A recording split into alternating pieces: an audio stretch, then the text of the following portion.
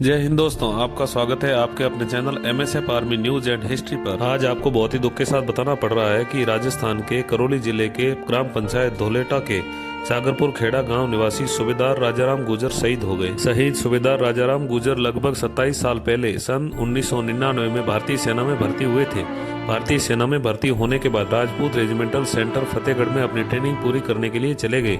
Training पूरी हो जाने के बाद उनको 31 राजपूत रेजिमेंटल में सेवा करने का मौका मिला, जहां पर उन्होंने 31 राजपूत में रहते हुए अलग अलग जगह पर सेवाएं दी और हाल फिलहाल उनकी पोस्टिंग राजस्थान के उदयपुर जिले में थी, जहां पर वो सूबेदार के पद पर तैनात थे। शहीद सूबेदार राजाराम गुजर के परिवार में उनके 5 पुत्रियां और उनसे एक छोटा बेटा है, जो कि अपने गांव में ही रह के पढ़ाई कर रहे थे। आपको बता दें कि शहीद सूबेदार राजाराम गुजर कुछ दिन पहले ही छुट्टियां बिताकर वापस ड्यूटी पर गए थे और बहुत जल्द वापस छुट्टी लेकर घर पर आने वाले थे, लेकिन भगवान को तो कुछ और ही मंजूर था। आपको बता दें कि शहीद सूबेदार राजाराम गुजर हाल फिलहाल उदयपुर में सूबेदार के पद पर 31 राजपूत में अपनी सेवाएं दे रहे थे, जहां पर वो ड्यूटी के दौरान मंगलवार को सुबह वो पीटी करने निकले थे।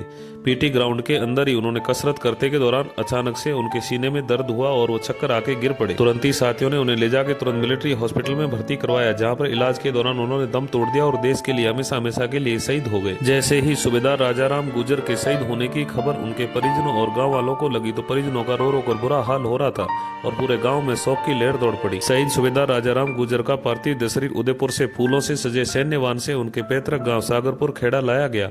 जैसे ही पार्थिव देह शरीर सागरपुर खेड़ा पहुंचा तो आसपास से गांव से लोगों की भीड़ उमड़ पड़ी और शहीद राजाराम गुजर अमर रहे के नारे लगाने लगे। पार्थिव देह शरीर को घर के आंगन में अंतिम दर्शन के लिए रखा गया। जैसे ही पत्नी और बच्चों ने उनके पार्थिव देह शरीर को देखा तो रो रो कर बेहोश हो रहे थे। पार्थिव देह शरीर के अंतिम दर्शन हो जाने के बाद पार्थिव देह शरीर को मोक्ष धाम पे ले जाया गया, जहां पर सैन्य टुकड़ी द्वारा उन्हें गार्ड ऑफ ऑनर दिया गया और उनके बेटे ने मुखाग्नि दी और वो हमेशा हमेशा के लिए पंचतत्व में विलीन हो गए। हम सैल्यूट करते हैं, नमन करते हैं देश के ऐसे वीर जवान को जो देश की सेवा करते करते अपने प्राण न्यौछावर कर देते हैं। जय हिंद।